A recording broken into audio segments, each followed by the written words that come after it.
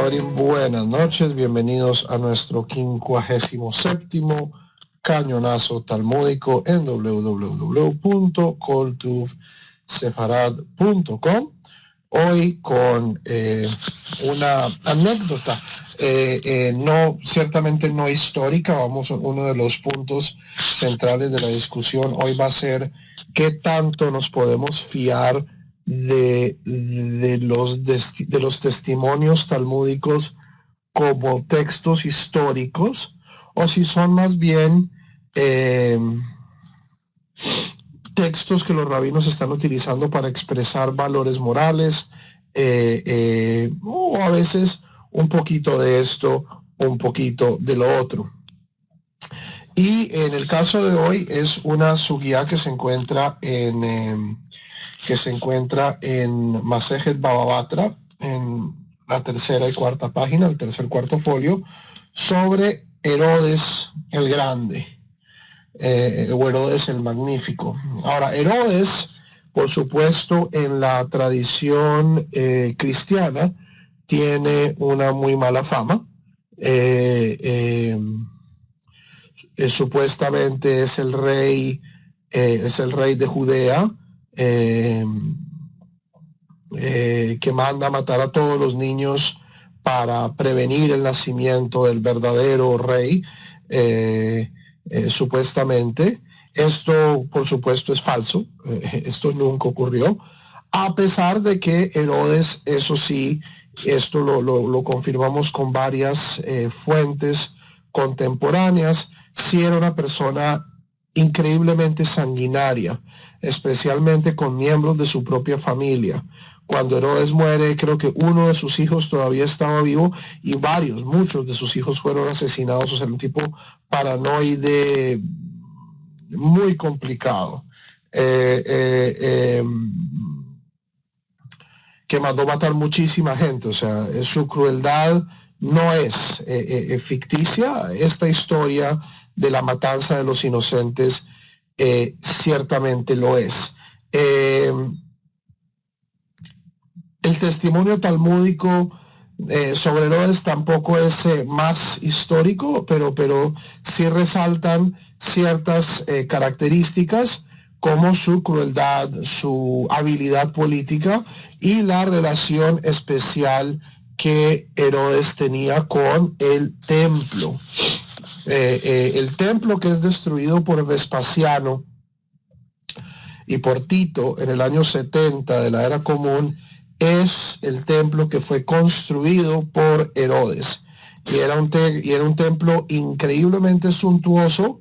Al parecer, el segundo templo que fue reconstruido por Ezra y Nehemías era un templo bastante modesto, y fue el templo de Herodes verdaderamente el que selló en la imaginación y en la memoria judía esta imagen de un templo de mármol súper suntuoso, con todas las con oro y mármol de diversos colores. Todo esto se refiere al templo que construyó Herodes. Entonces eso ciertamente se le abona. Y la segunda cosa que se le abona a Herodes es que mantuvo con toda su crueldad, era un increíblemente hábil político que mantuvo la independencia, entre comillas, del pueblo de Israel, en una época donde la inmensa mayoría de las provincias y satrapías romanas estaban perdiendo toda autonomía. Un poquito de historia. En el año 50 más o menos, antes de la era común, hay un gran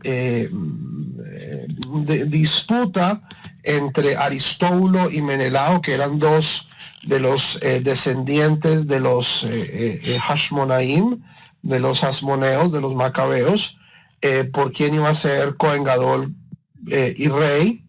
Y uno de ellos, creo que fue Aristóbulo, involucra a Roma esto es a la República Romana, involucra al general Pompeyo. Pompeyo, el famoso triunviro, el gran opositor de Julio César.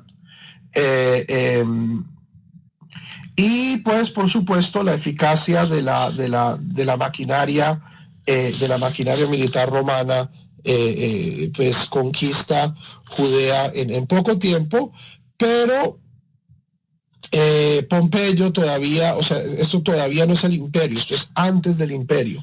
Roma está conquistando mucho territorio, pero todavía Roma se ve a sí mismo como una república democrática, y entonces dejan en manos de un rey títere, pero con cierta autonomía, y este rey títere va a acabar siendo Herodes.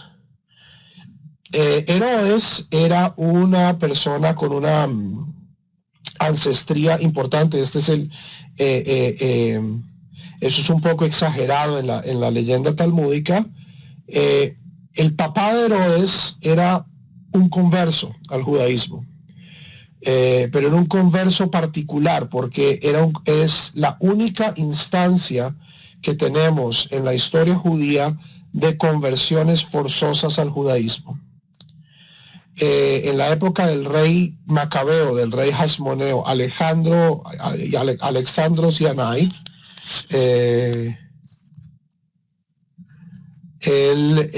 una de las cosas que hace es convertir forzosamente a los idumeos. Los idumeos son los descendientes de Edom, de los edomitas, de Esab. Esta es gente que vivía en lo que hoy es el sur de Israel, o sea, el sur de Beersheba, y en Transjordania, en la parte de lo que es Petra. Y esta gente es convertida forzosamente al judaísmo. Entre ellos estaba Antipas, que era el papá de Herodes, era un líder idumeo. Entonces, Herodes era visto por los judíos como un forastero, como alguien foráneo. Y esto es bien interesante porque bastantes de los rabinos, bastantes de los grandes rabinos, como Rabbi Akiva, Rabbi Meir, eran descendientes de conversos. Tenemos incluso el testimonio de que Shemaya y Abtalión, que eran el Nasi y el presidente del Sanedrín, justamente en la época de Herodes, eran igualmente conversos, y su pedigrí, su identidad judía nunca es cuestionada, mientras que en el caso de Herodes vamos a ver que las primeras dos palabras descalifican a Herodes como judío. Esto no es completamente cierto, sino que muestra que los rabinos del Talmud no estaban completamente a gusto con esta práctica del rey Alejandro Yanai de haber convertido forzosamente a los idumeos, y ciertamente pues no querían achacarse el privilegio de tener a Herodes como parte de Am Israel. ¿Preguntas?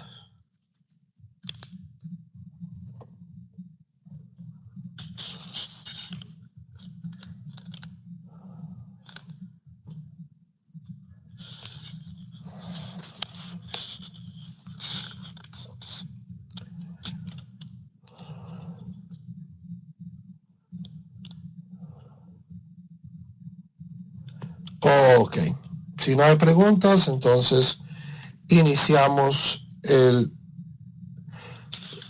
Herodes se veía a sí mismo como un judío. Herodes se veía a sí mismo como un rey judío, se veía a sí mismo como un judío, aunque era un judío de su tiempo.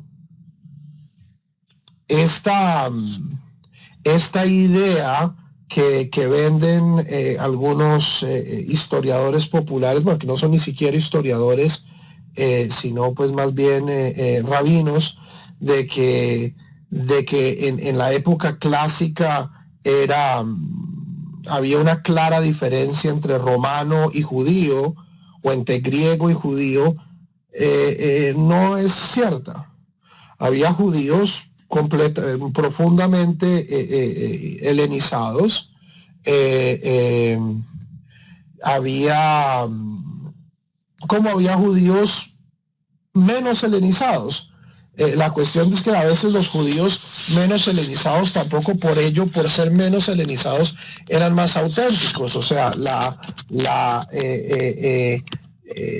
los campesinos analfabetas de la Galilea, no por no saber griego o no por no vestirse como romanos, eran más judíos. En muchos casos su religión era muchísimo menos, o sea, con elementos populares y conjuros y brujas y duendes, como lo es toda religión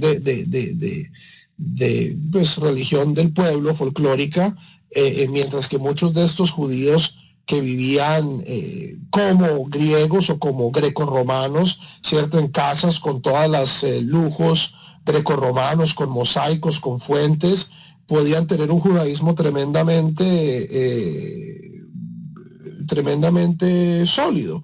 Muchos de los rabinos incluso. Ya hemos hablado en ocasiones pasadas de Rabí Eliezer ben Hircanos.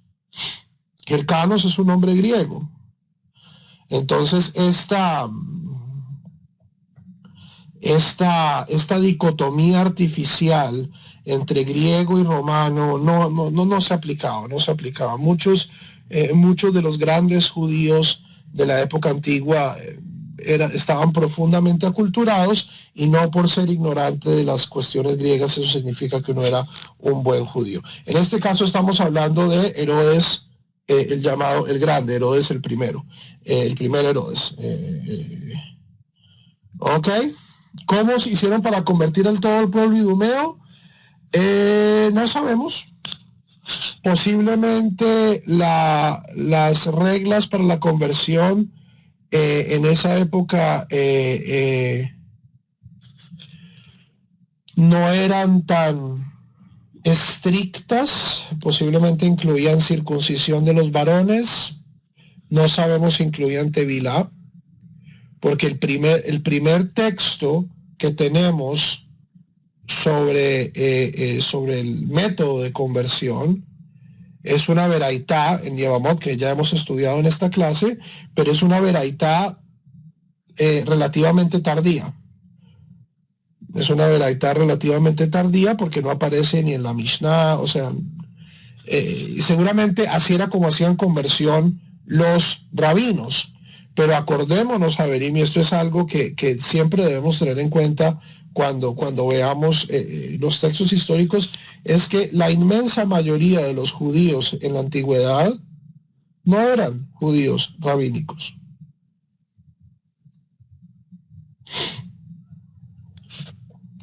Los fariseos y luego los rabinos de la Mishnah eran un grupo fuerte, pero no eran un grupo muy grande.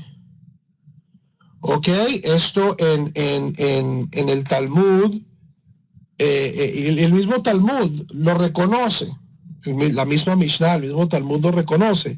Dicen que la sociedad en la antigüedad tardía, en Eretz Israel, se dividía en dos grandes grupos. Los Haverim. ¿Quiénes son Haverim? Los Haverim son las personas que le hacen caso a los rabinos, y los Amei Haaretz, y el Lumpen, ¿cierto? Los demás. Y el Lumpen siempre va a ser más que los Haverim. Entonces nosotros sabemos cómo hacían conversiones los rabinos, cómo hacían conversiones los fariseos, pero no por ello debemos proyectar que todo el pueblo judío seguía las mismas costumbres. ¿Ok? Entonces, ¿cómo fue hecha la conversión de los idumeos? Posiblemente no fue hecha de acuerdo a estándares rabínicos, porque si algo sabemos del rey Alejandro Yanai, que fue el que hizo esta barbarie, es que él también odiaba a los fariseos, odiaba a los rabinos, y hay testimonios de que incluso los perushim fueron perseguidos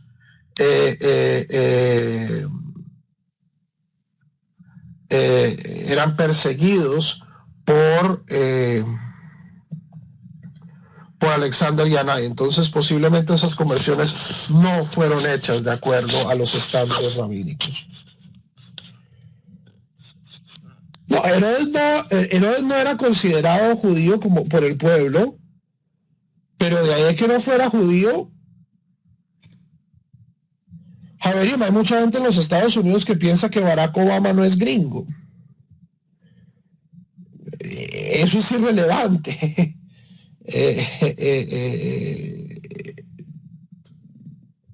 O sea, cuando hay un líder que es controvertido, una de las formas más fáciles de atacarlo es diciendo, es que usted no es verdaderamente de nosotros. Esto ha pasado con prácticamente todos los políticos judíos de prominencia que han habido en Alemania, en Francia, en Rusia. Eso es lo que le decían a Trotsky. Trotsky básicamente se inventó la Unión Soviética. Lenin luego, no, es que usted es judío. Las percepciones populares sobre líderes conflictivos no siempre corresponde a la realidad. Yo creo que Herodes ciertamente se veía a sí mismo como judío. De acuerdo a nuestros estándares no era un buen judío, pero me parece que la discusión es ociosa. Y no, Herodes va a ser cuestionado fuertemente por los rabinos. Vengan, entremos en materia. Hordus es Herodes en hebreo. Hordus Avda de Bet Hashmonai Hava. Herodes era un esclavo de la casa de los asmoneos. ¿Ok? ¿Qué es un esclavo? Un esclavo, como ya hemos visto en otras sugiot, un esclavo es una persona. La institución de la esclavitud en el judaísmo tiene dos formas.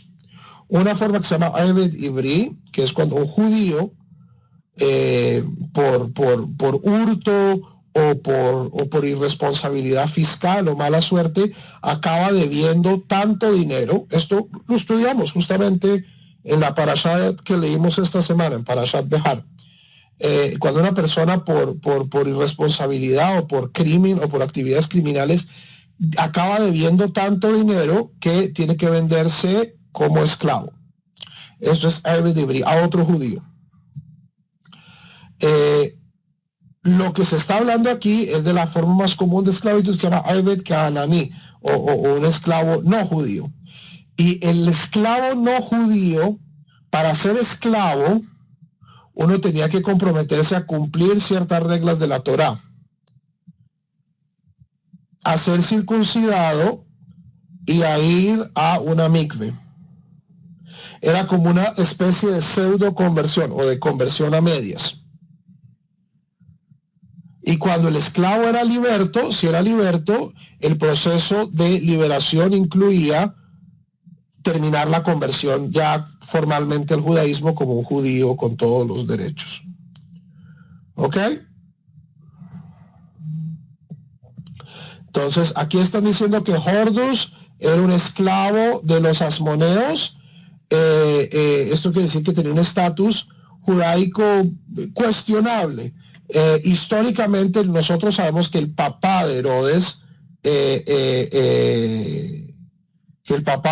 fue converso, fueron los conversos idumeos a la fuerza de Alexandros Yanai, pero posiblemente Herodes mismo nació siendo judío. ¿Ok? Entonces, Hordus Avda de Beit Hashmonai Hava. Hordus era un esclavo de la casa real de los asmoneos.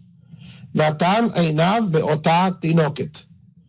Y le echó el ojo, literalmente, eso es lo que se le puso el ojo a esta, a esta jovencita, bebé literalmente. Sabemos que Herodes, la esposa de Herodes, era la última descendiente de los asmoneos, la reina Mariamne. La reina Mariamne era la última descendiente de los asmoneos y era fue la esposa de Herodes. Entonces aquí el Talmud está reconstruyendo la historia. Entonces la conversión de Herodes no llegó al trono tanto por la habilidad política propia de su padre, sino más bien por lujuria, por Mariamne. Estamos tratando de mostrar un personaje en una luz no muy positiva. Yom Ahad, un día, Shamaha jugaba Bat Kala de Amar. Escuchó una Bat Kol, escuchó una voz celestial que dice: Kol Abda de Marid Hashta Matzlach. Todo esclavo que se revele en este momento va a tener éxito. Es decir, va a poder suplantar a su amo.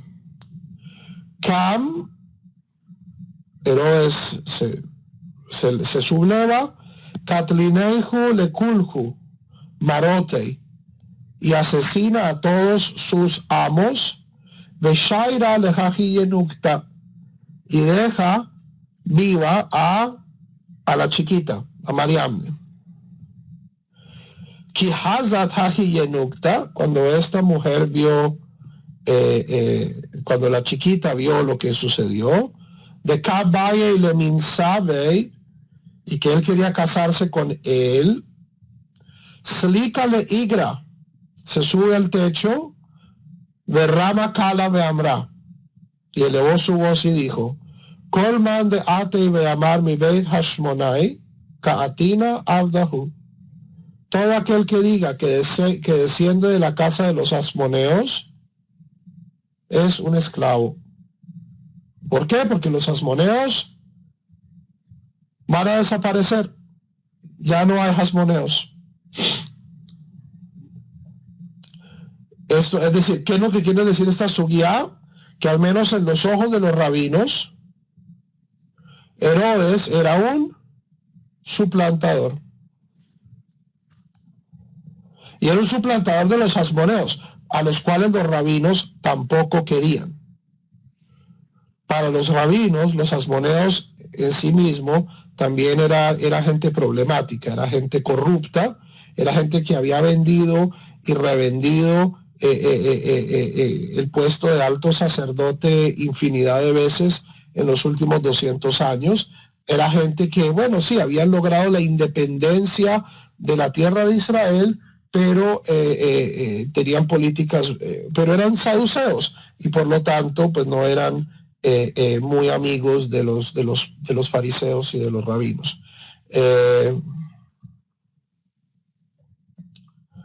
De lo itchaira minaihu el ahahienukta, porque no, de la casa de los asmoneos no queda sino esta pequeña, vejahienukta, y la niña nafla me igra le ara, se bota del techo al piso, es decir, se suicida. Tamna Sheva Shanin Bidvusha. ¿Y qué hace Herodes? Preserva el cuerpo de la chica por 7 años en miel. Ahora, ¿esto es históricamente cierto? No. No, Mariamne en efecto era descendiente de los asmoneos. Mariamne en efecto se casó con Herodes, tuvo hijos con Herodes, fue asesinada por Herodes, fue una de las víctimas de Herodes, de sus celos y su paranoia, y sus hijos por ese lado, por esa mujer, eran de cierto modo descendientes legítimos de los asmoneos por parte de madre. Pero ya para cuando se compone esta sugía, la fama de la casa de Herodes había había decaído tanto que la historia, o sea, el cuento, esto no es historia, Javerín, esto no es clase de historia, estos son los cuentos que los rabinos contaban sobre Herodes. Ahora, los cuentos no siempre son exactamente los hechos que suceden, pero sí nos presentan cuál era la opinión rabínica sobre Herodes. Preguntas.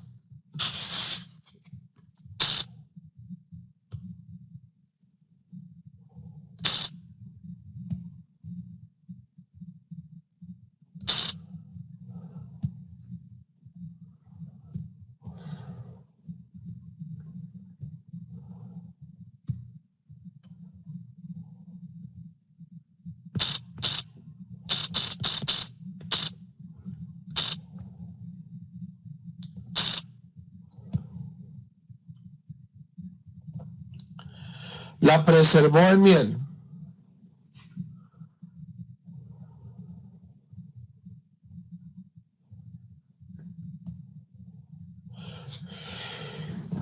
Y por si Herodes no nos cayera lo suficientemente mal, Ica de hambre va aleja, Ica de hambre no va aleja. Hay quienes dicen que aún en este estado de preservación, Herodes tuvo relaciones con ella. Hay quienes dicen que no.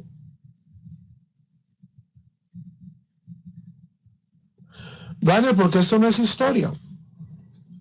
Los rabinos no eran historiadores.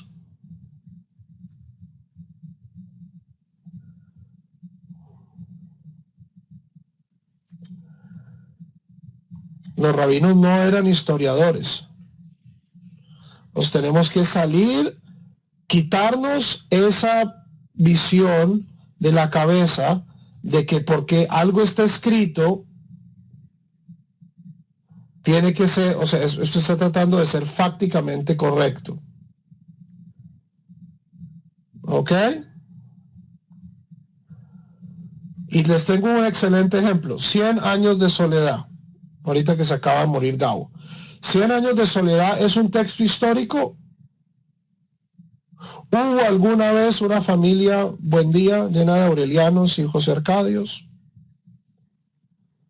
No. Eso no quiere decir que en 100 años de soledad no se traten algunos de los grandes temas que en efecto afectan a Latinoamérica. La modernidad, la tecnología, las guerras civiles, todo eso ocurrió.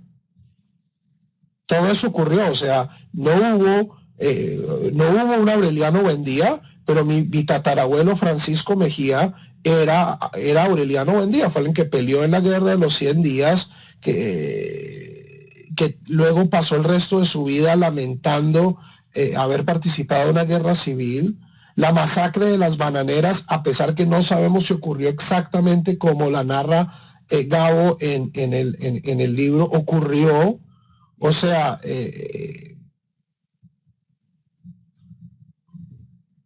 y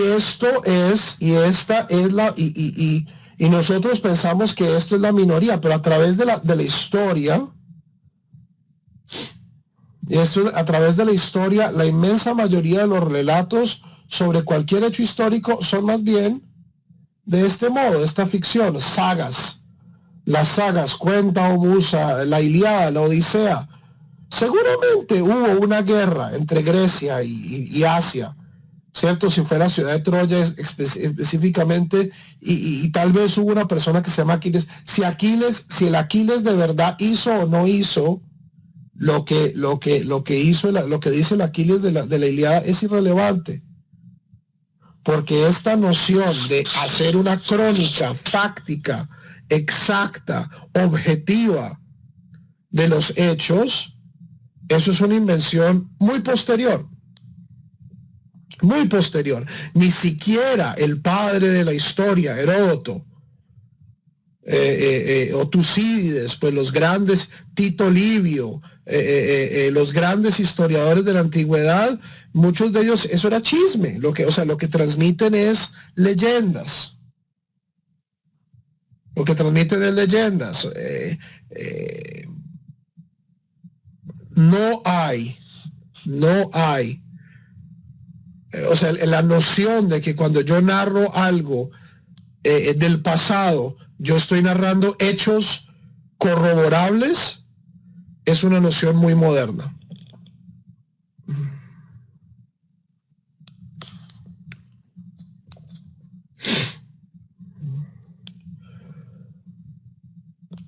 En efecto, Josefo es una de las grandes fuentes que tenemos sobre Herodes, y a Josefo también hay que tomarlo con un poquito de sal, hay que tomarlo con escepticismo, porque Josefo no era un narrador objetivo tampoco.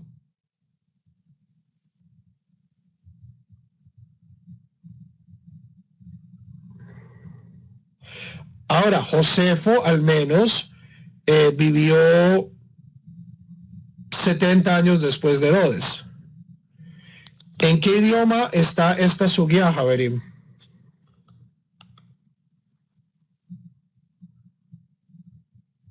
En arameo. Eso quiere decir que es material de los Amoraim. Además es arameo babilonio. Es decir, esto es material 300, 400 años después de Herodes. No esperen una narrativa histórica. No, esto es los rabinos reflexionando sobre el pasado, sobre una figura particularmente cruel. Y en las biografías y en las leyendas que se habían pasado, también se coló un poco de ficción. Pero Javerim, si eso sucede hasta en el día de hoy, ustedes pregúntenle a cualquier peladito gringo, pregúntenle a mi hija, y les va a echar un cuento de que George Washington, cuando era chiquito, cortó el árbol de cereza que estaba enfrente de la casa. Y cuando el árbol de cereza era el árbol favorito del papá. Y cuando el papá llega y le dice, ¿quién cortó el árbol de cereza? George Washington dice, fui yo, porque no puedo mentir, no puedo decir una mentira. ¿Eso sucedió, Javerim? O para aquellas personas que crecimos en la zona andina, todas las leyendas sobre Bolívar, ¿cierto? Que el juramento en el monte Bolívar va a las ruinas del Imperio Romano en Roma y hace un juramento en el monte sacro y dice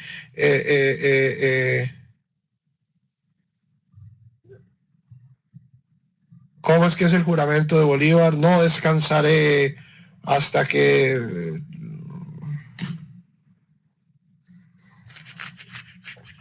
¿Eso sucedió, Javerim? ¿Eso pasó de verdad? No, posiblemente no. Posiblemente no.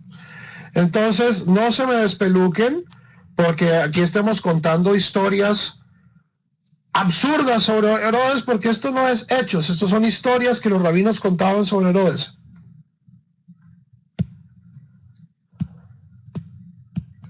En México también deben tener mitos sobre Benito Juárez y sobre el padre Hidalgo y sobre todo esto.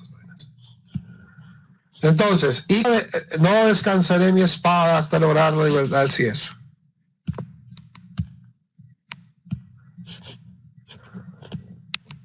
O el famoso cuento que nos echaron a nosotros de que la reina Isabel de que la reina Isabel empeñó las joyas de la corona para financiar la expedición de Colón.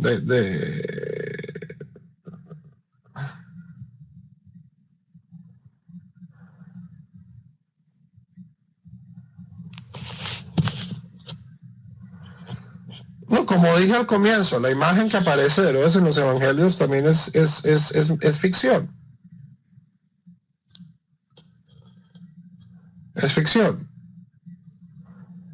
Herodes no mató a todos los niños menores de 3 años. Pero, ¿qué sabemos? Herodes era profundamente cruel. Herodes no mató a todos los niños de Judea, pero sí mató a prácticamente todos sus hijos. Ok, entonces es una cosa diferente. Ahora, sigamos con lo de la miel. Entonces, hija de Amrei,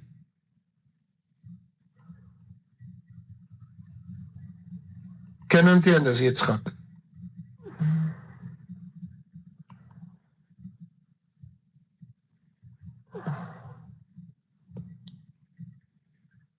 Los pasó a cuchillo, como los grandes Césares. Cuando un hijo se ponía muy popular, no mató a los niños, no, mató a sus hijos. No cuando eran bebés, los mató cuando eran adolescentes, cuando eran adultos. Cuando creía que le iban a quitar el trono. Como Enrique VIII de Inglaterra, que mató a todas sus esposas.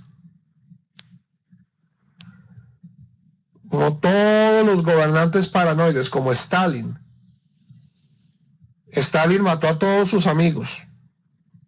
¿Por qué? Porque cualquier persona que veía creía que le iba a quitar el poder.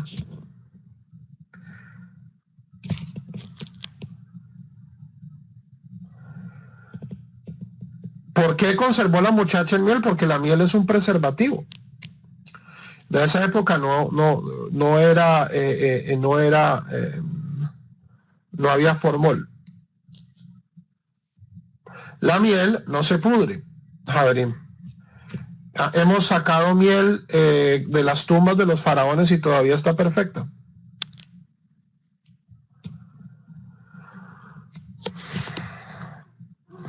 Entonces estaba preservando a la chica en miel. Hay quienes dicen para tener relaciones con ella, lo cual sería consistente con el comienzo de la historia, de que la motivación de Herodes era la lujuria. Y hay quienes dicen que no. De hambre y la va aleja, aquellos que dicen que la preservó para tener relaciones con ella. De Tamna leyutvei leyitzrei, que lo hizo para satisfacer sus apetitos. Desde hambre y la loba aleja, de aquellos que dicen que no tuvo relaciones con ella. ¿Para qué lo hizo? Hay de Tamna ki hayki de Rebru bat melech nasav, para decir, miren, se casó con la hija de un rey. ¿Cómo la quería su esposa? A pesar de que, de acuerdo a esta leyenda que cuenta en el Talmud, nunca se casó con él, pero nosotros sabemos que Mariamne, en efecto, se casó con Herodes y tuvo con él hijos. No, Milovan, el que es ese Herodes Antipas, que es el hijo.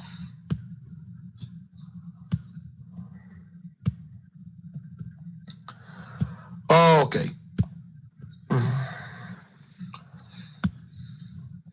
Segunda parte de la sugia. Amar, dijo Herodes, Mandarish, ¿quiénes son los que están diciendo, Mikerev ajija tasim aleja melech, de tus hermanos pondrás un rey? Es decir, el pueblo judío no puede poner por encima de él a un forastero, a una persona que no haya nacido judía. Esto se extiende también a los conversos. Uno no puede, Mashiach no puede ser converso. ¿Por qué? Mi quiere bajija, de entre tus hermanos pondrás un rey. Y le dicen, ¿quiénes son los que están diciendo eso? Rabanán, los rabinos. Cam Katlineihu Lekulhu Rabanan. Fue y mató a todos los rabinos. ¿Ok? ¿Esto es cierto? No, Javerim, no es totalmente cierto, porque primero que todo en la época de Herodes no había todavía rabinos, había fariseos, y no sabemos que Gilel, Shammai eran más o menos contemporáneos de Herodes, Shemaiah y Abtalión. Pero ¿de qué estamos hablando? Posiblemente hubo masacres de fariseos durante el reinado de Herodes. Shavkei le Baba Bebuta le Mishkal Atzaminei, pero dejó vivo a Baba Benbuta al rabino para aconsejarse de él. ¿Y cómo lo hizo? Ahaderle Klila de Yalei, le puso una corona de espinas, Venakrineihu la Einei, y le sacó los ojos. Yom Ahad, un día, Ata Beyativ Kamei, Herodes viene y se sienta frente a este rabino al cual le sacó los ojos. Y le dice, Amar, Hazimar, mire mi señor, Hay Avda Bisha, este mal esclavo, Maika Avid, ¿qué es lo que ha hecho? Decir, Herodes pretende ser otra persona y viene a hablar mal de Herodes. A ver qué es lo que le dice Baba Ben-Buta. Amarle, my avidle. Baba Ben-Buta, como decimos en Colombia, se hace el bow. Y dicen, ¿qué ha hecho? O no, ma avidle, ¿qué puedo hacer con él? Y Herodes contesta, Nalate mar, ¿por qué no le pone una maldición? Amarle, Baba Ben-Buta contesta con las palabras de Eclesiastés, Gam be madaeja melech al tekalel. No maldigas al rey. No maldigas al rey, eso dice Eclesiastés. Amarle, sigue Herodes, Hay lav melechu, pero él no es rey, no es un rey legítimo. Sigue Baba Ben-Buta,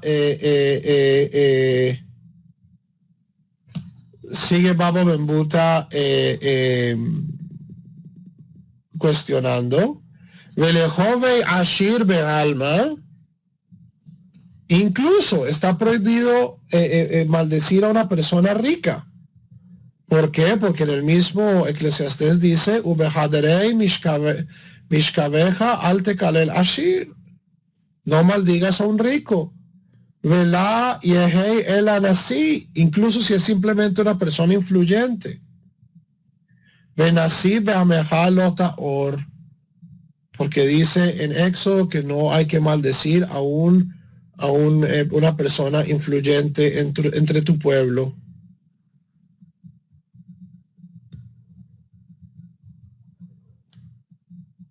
Herodes sigue intentando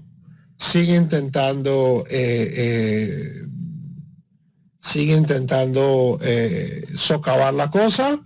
Meosema hace ameja. Eso solo se refiere a una persona influyente que se comporta como alguien de tu pueblo. Bejai y Herodes, lav osema hace ameja. No se comporta como un judío. Finalmente Baba Ben-Buta se sincera y dice, Mistafina minei, tengo miedo de él. Amarle, Herodes le dice, Leika inish de asilve de ley malei, pero aquí no hay nadie que vaya a decirle, de Ana, Veat y Ativna, estamos tú y yo solos. Responde Baba Ben-Buta, Tiv, está escrito, Ki of hashamayim yolich et akol uba'al knafayim yagid davar. Básicamente, esto es de Eclesiastés. Los pájaros del cielo llevarán los secretos, es decir, siempre que uno abre la boca, hay un pajarito que va a llevar estas noticias a donde no deben. Entonces, yo estoy aquí solo con usted, pero no me voy a poner a abrir la boca de manera equivocada. Amarle, y finalmente Herodes se revela y dice, Anahu, yo soy Herodes, y Hava y Adana de Zahira y Rabanan Kuleijai. Si yo hubiera sabido que los rabinos son tan cuidadosos, los Hava Catelina alejó, no los hubiese matado. Es decir, si los rabinos, si hubiese sabido que los rabinos son tan duchos en no alborotar el poder, si son tan conservadores en un sentido político. El linaje davídico no estaba en ningún lado. El último linaje davídico del que se tiene verdadero registro es en Babilonia, en el siglo tercero o cuarto antes de la era común. Y sí, hubo familias en Babel, en Irak, que decían ser, o sea, es la familia del Resh Galuta, es la familia del dirigente de la diáspora, de la cabeza de la diáspora, que era una familia de origen davídico, pero esa gente no se volvió a meter en política de Eretz Israel.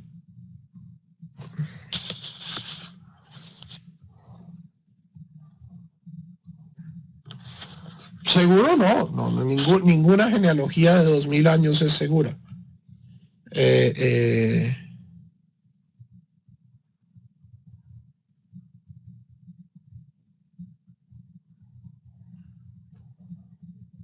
Ahora decían que Gilel el sabio,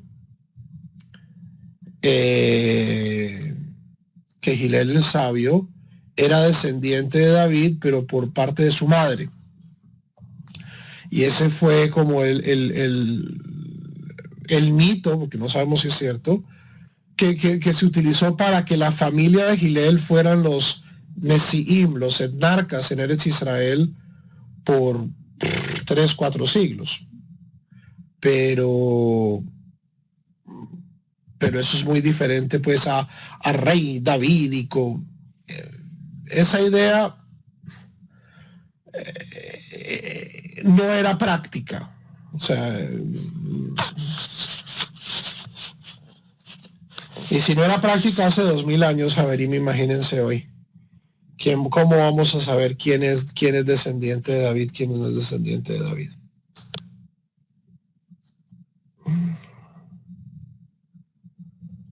Ok, tercera parte de la sugía. Hashta maita cante y deja jugabra. Entonces ya una vez Herodes se da cuenta de que los rabinos son gente chévere, decide hacer teshuvah y le pregunta a Baba Ben Buta, bueno, ¿qué hago? ¿Cómo puedo arreglar lo que hice? Amarle, y le dice Baba Ben Buta, Hukava Orosh el Olam. Él, es decir, usted, apagó la luz del mundo, que es ¿quiénes? Los rabinos. Kiner mitzvah vetorah or. Porque en Proverbios dice, la mitzvah es una lámpara y la Torah es luz. Entonces usted mató a las personas que enseñaban Torah, Yelech y Asok beorosh el olam. Vaya y ocúpese de la luz del mundo, que es la otra cosa que es llamada luz del mundo, el templo. Tichtiv, que está escrito, Benaharu elav kol hagoyim, y irán, después Isaías 2, y vendrán a él todas las naciones.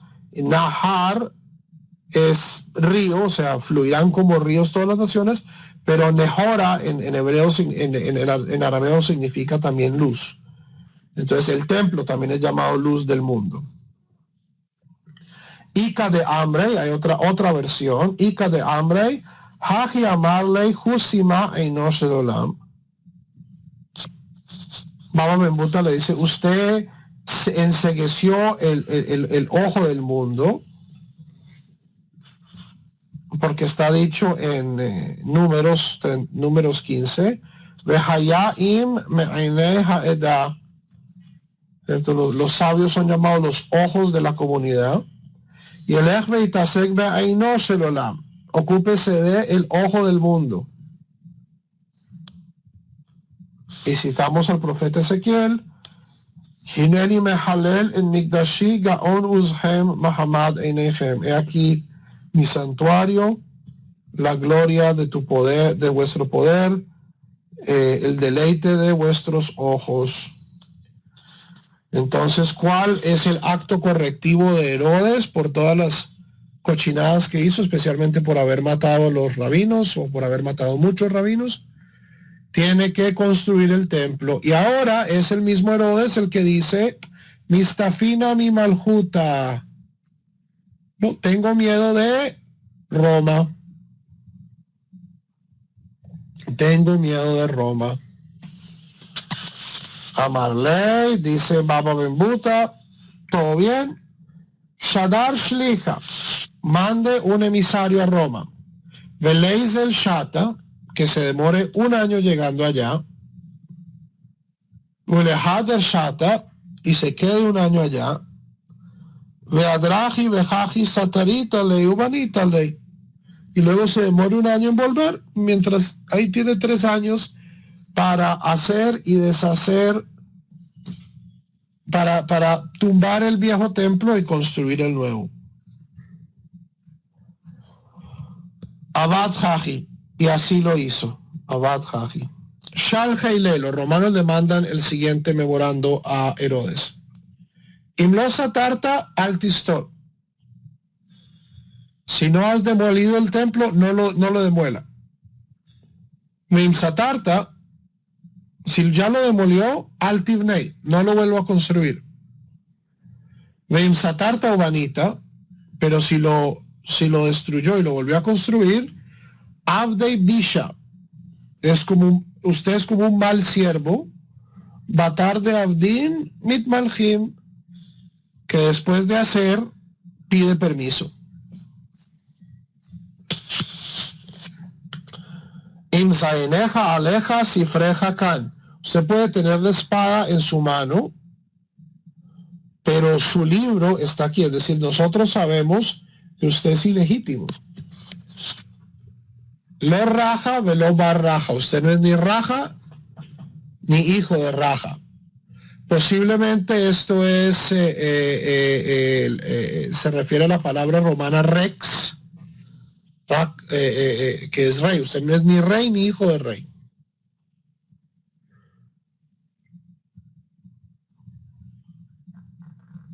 Hordus Abda Calnia Mitavid.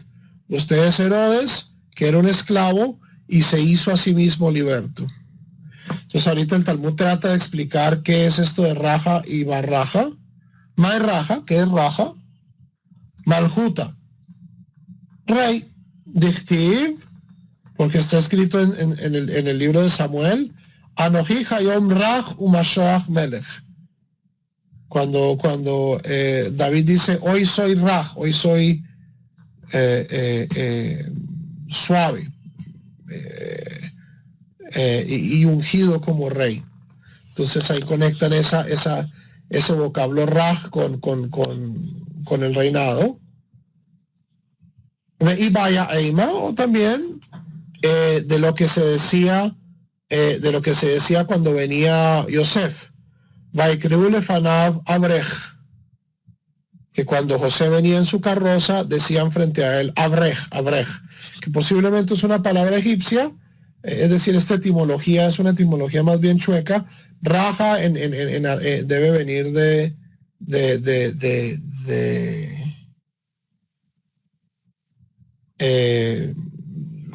alguna raíz latina.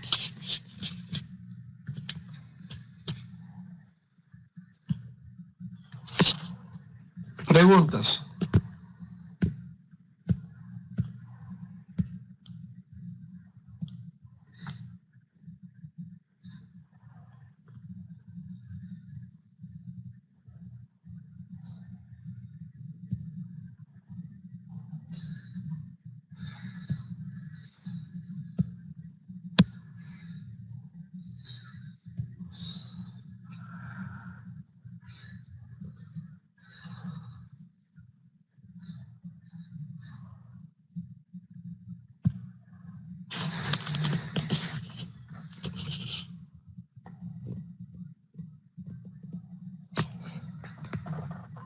Verdaderamente ha habido 3 templos.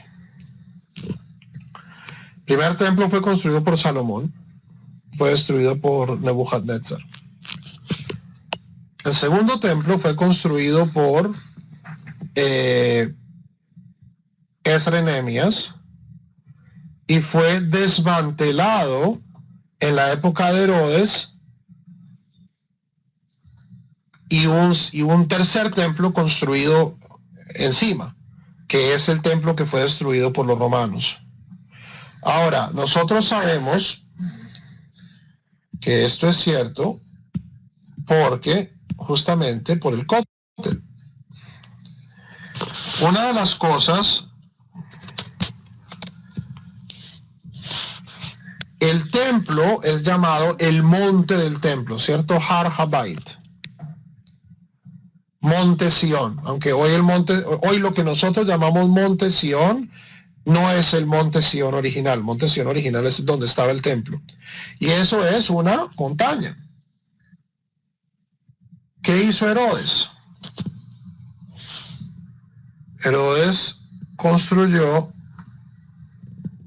una plataforma y sobre esa plataforma plana puso el templo. Cuando nosotros hoy estamos en el cótel, ¿qué es lo que estamos viendo? Estamos viendo la pared de contención de la plataforma que construyó Herodes. ¿Ok?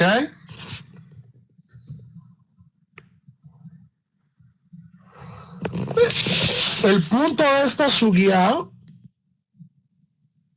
por un lado, es mostrar que Herodes, pues, o sea, las leyendas sobre Herodes y su crueldad y sus apetitos y su paranoia, pues, acaban filtrándose al Talmud, no de manera fácticamente correcta, pero sí de una manera que pues nos dejan ver un poco el personaje. Pero por otro lado,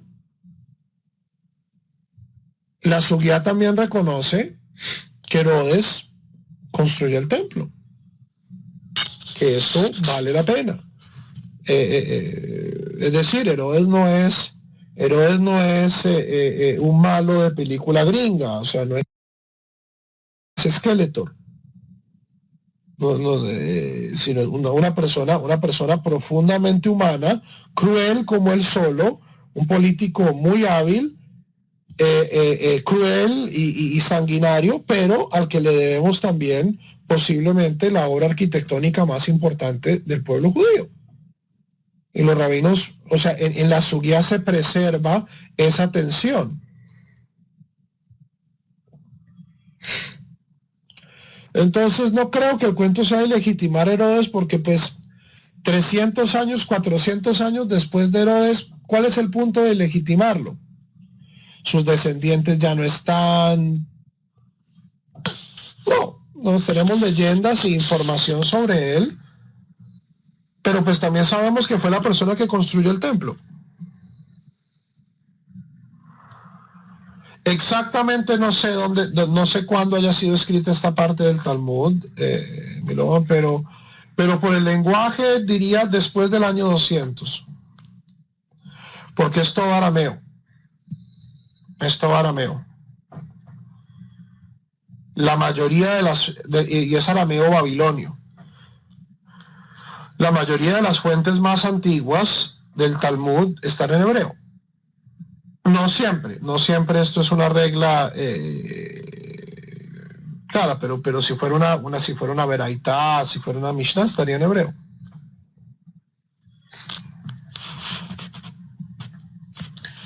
Pero posiblemente este texto fue escrito 300, 400 años después de Herodes.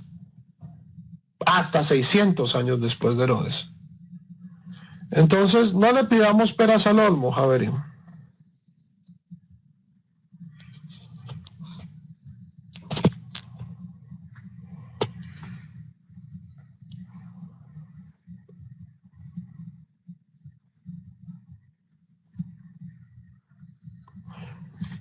Estas listas genealógicas se preservaron, pero fueron destruidas.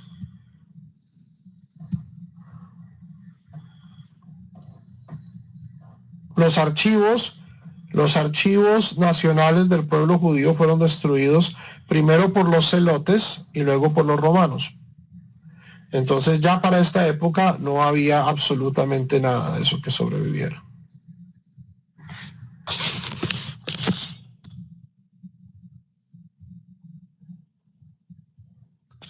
¿Por qué los celotes? Porque los celotes odiaban a los Kohanim, odiaban a la aristocracia. Claro.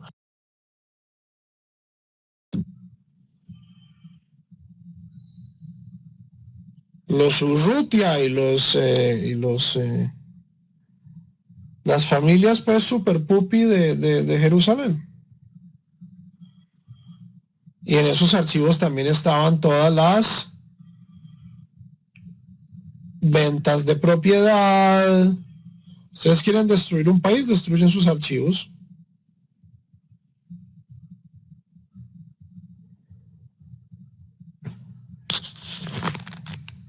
Destruyen su memoria. Ubaba Bembuta, pero ¿cómo hizo Baba Bembuta esto? Veja amar Rabbi Yehuda amar Rabbi Yoshua ben Levi, porque no nos dice Rabbi Yehuda el nombre de Rab, y hay quienes dicen el nombre de Rabbi Yoshua ben Levi.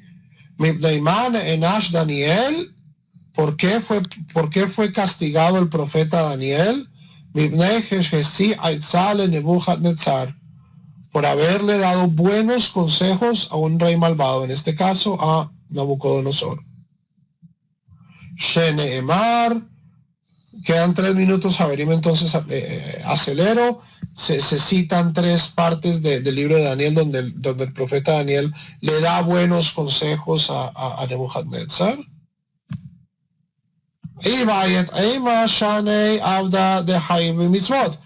Tal vez aquí es diferente, este caso es diferente porque Herodes, o sea, Nabucodonosor era un rey gentil, mientras que Herodes era un rey esclavo, y técnicamente los esclavos pues están obligados a las mitzvot.